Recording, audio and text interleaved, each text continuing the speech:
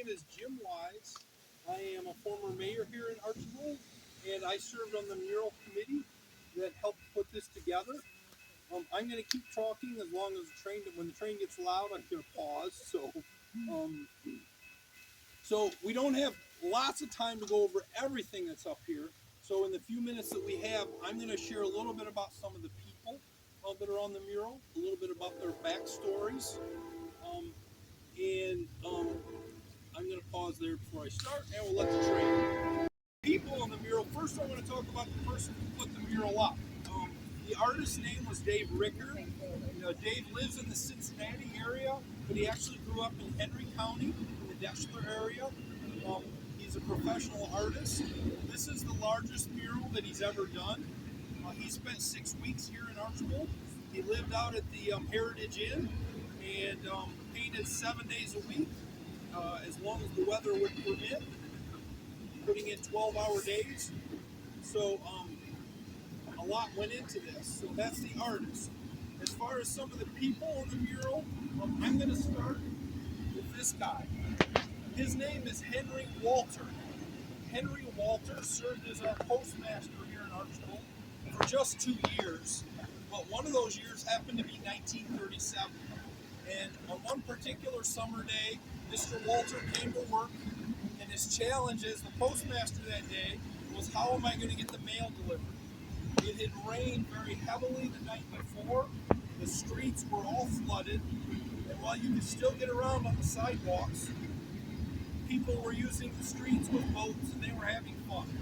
But Mr. Walter had to get the mail delivered, so as he stood out in front of the post office, which was actually just down the side street here, a couple hundred feet from where we're at, pondering how he's going to get the mail delivered, it's unclear whether this was his idea or whether someone said, Henry, why don't you throw a fishing line out there and see if you can catch anything? And lo and behold, they had a fishing line, they put a hook on the end, threw it out, and he caught something. Reels it in, holds up his fish, a 1.5 pound carp, just over 1.5 pounds. At that point, there was a camera nearby, which was not common in 1937, but someone said, Henry, can I take your picture with the fish? So, sure, so Henry posed, they snapped the picture, and the picture on 1937 terms, it went viral. Not on Facebook, but it was in the newspaper. Our cousins in Wauseon saw it, and they decided they were going to have some fun with it.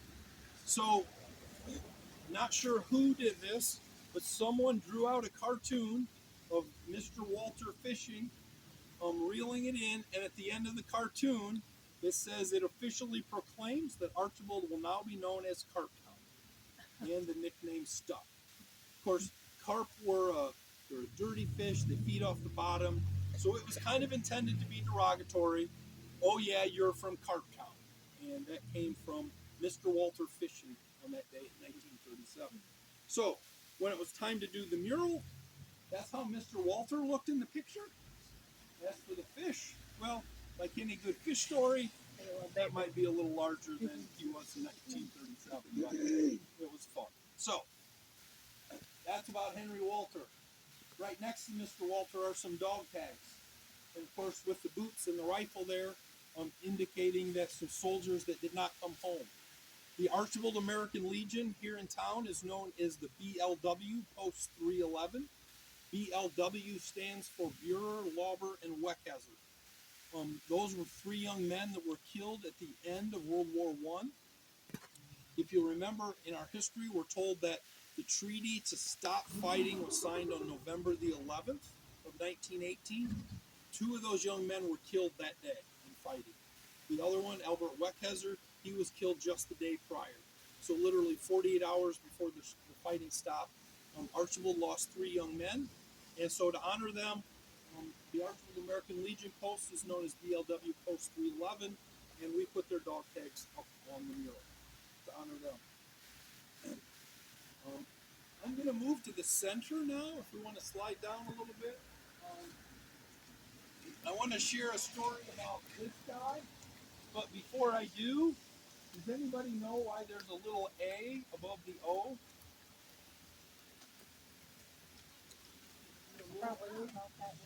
Anybody know why the little A is there? It's about like that in the beginning. was, yes. It was spelled like that in the beginning. So Archbold was incorporated in 1866, and it was spelled Archbald. In 1880, um, W.O. Taylor was going to start a newspaper, and the mayor stopped to see him. And Mayor Hoffmeyer asked Mr. Taylor, what are you going to call your newspaper? And he said, it's going to be known as the Archbold Buckeye. And he said, okay, I want you to change the spelling of Archbold. We want the A to become an O. And so Mr. Taylor obliged, and he started spelling it with the O. Nobody knows why they did it. It was never in the village council minutes. There was never any explanation. And for the next few years, it would get spelled with an A or an O, depending. 140 years later, we just spelled it with an O because we're told to. And so to have a little fun on the mural, we just stuck the A up above the O. This guy here, this is the first settler to live in Archbold. His backstory begins with his father. His father's name was Francis Ditto. Francis Ditto was a soldier in the Revolutionary War, and he was stationed at Valley Forge. Now, if you remember in our history books, it was a very rough winter at Valley Forge, and the commanding officer there was General George Washington. The Ditto family history says that General Washington and Francis Ditto, they would talk regularly about life and things. And one of the things General Washington shared with Mr. Ditto and his other men there, I'm sure, was that he was certain that if we could win the Revolutionary War, the country would expand westward, and there was money to be made if you could purchase land as the country expanded. So Francis Ditto remembered that. Certainly we won the war. Francis Ditto went home to Pennsylvania. George Washington went on to become our first president. In 1796, Francis Ditto then had a son. Now at that time, George Washington is president. So what's he name his son? He names his son George. So George Ditto grows up. The family's now living in Tiffin, Ohio. Ohio becomes a state in 1803, but in the 1830s, it was announced that a railroad would be built through parts of Ohio that were unsettled. The wisdom that General Washington had shared, George Ditto knew about that. He went to the land bank in Lima. He purchased 320 acres that was going to be next to where the railroad track was going to be put. And he came here. At that time, this was just one gigantic woods, and there was nobody here. He built a cabin at 602 North Defiance, which is just 6 blocks north of where we're at. What I found interesting in this story is he built the cabin in 1836, and then he left, and he didn't come back for 3.5 years. The cabin just sat there empty, but there's nobody to bother it. So in 1840, he brings his family up from Tiffin. They moved to Archbold, his wife, and they had 4 children, ages 8 to 16, and they settled here. And just like General Washington, or future president, said, Mr. Ditto never had to work again, other than living in the middle of the woods with nothing here. He just sold land the rest of his life. And he passed away in 1878. But if you look at the census records, he was a wealthy man based on the amount of land that he owned, and it was being developed. So our first settler came here at a suggestion of our nation's first president. I have one other thing to go over.